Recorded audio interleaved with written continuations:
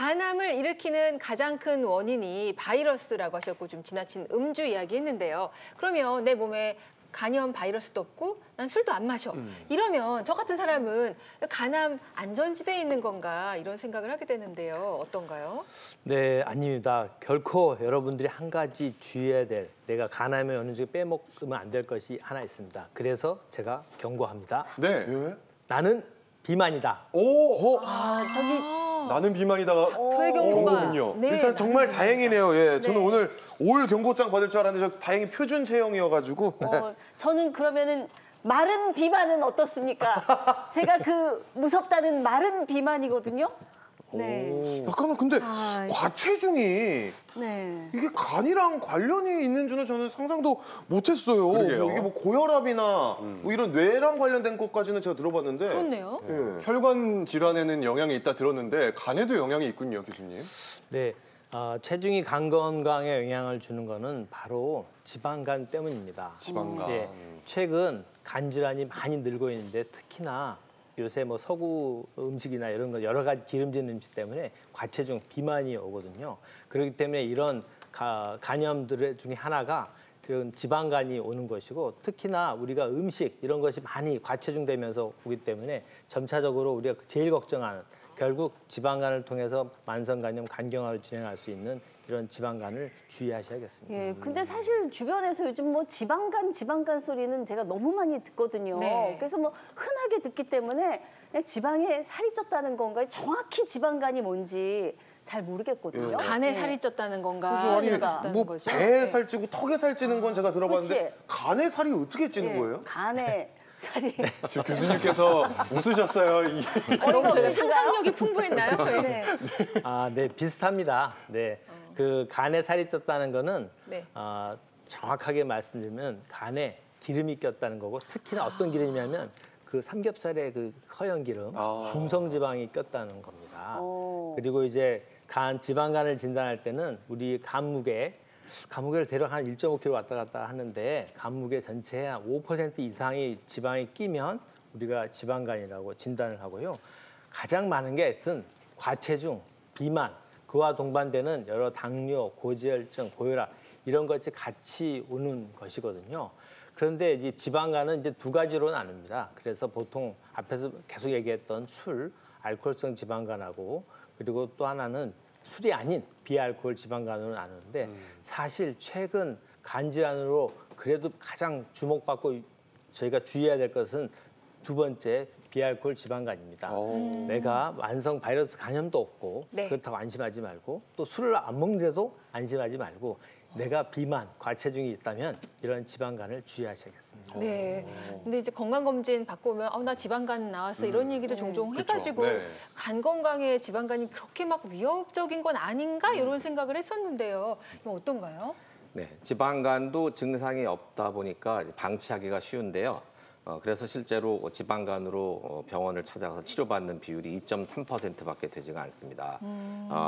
지방간이 심해질수록 다른 장기에도 이제 병을 일으킬 가능성이 있는데 심지어 대장암이 2배 더 높게 발생하고 또 심장의 관상동맥 질환도 4배 이상 더 많이 발생한다고 알려져 있습니다. 그러면은 이 지방간하고 간암도 관련이 있을 것 같은데 지방간 환자들이 아닌 환자들보다 몇 배나 더 간암이 생길 것 같으세요?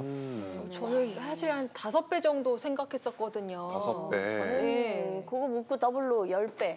더블로 10배, 10배는 조금 심한 것 같아요. 10배 정도? 저는 두 분 중간으로 제가 7배 정도로 한번 해보겠습니다.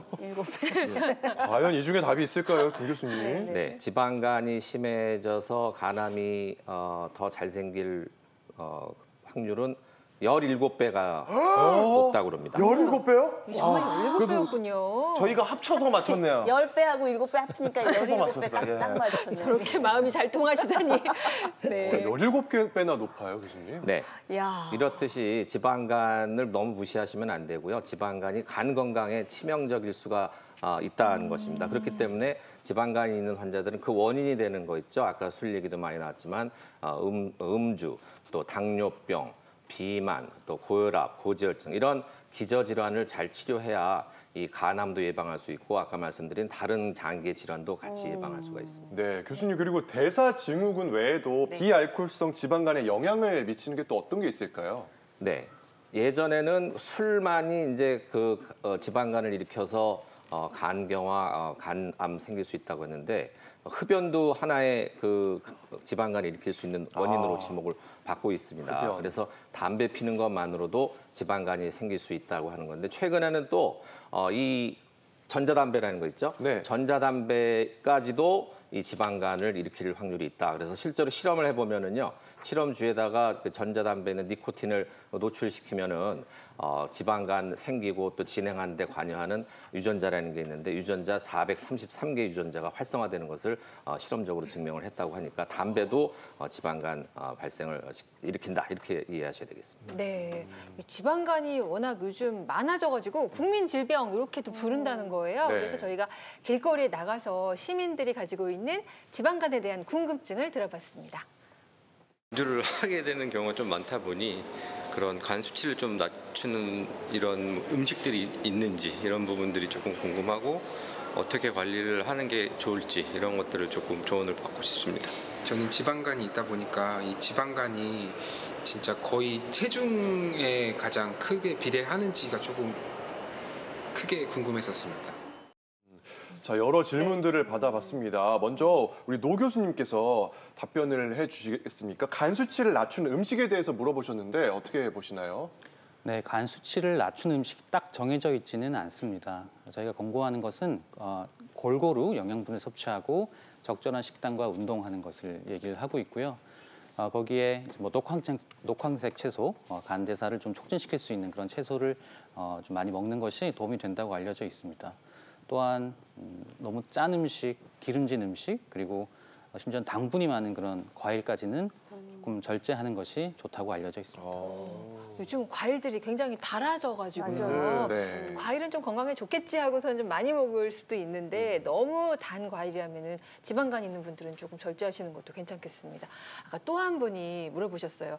체중이 많이 나가면 이것도 지방간 확률을 높이는지 궁금하셨는데 이거 저도 궁금한데요. 네. 네.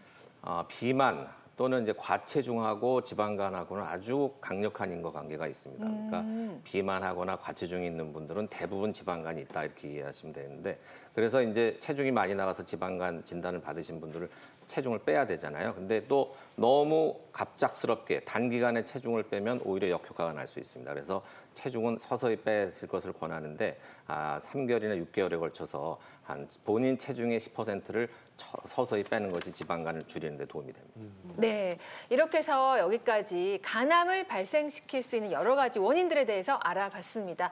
이번에는요, 만약에 이제 간암에 걸렸다고 가정을 했을 때 어떤 치료를 받을 수 있을지 알아보려고 합니다. 노 교수님, 어떤 치료를 받을 수 있나요?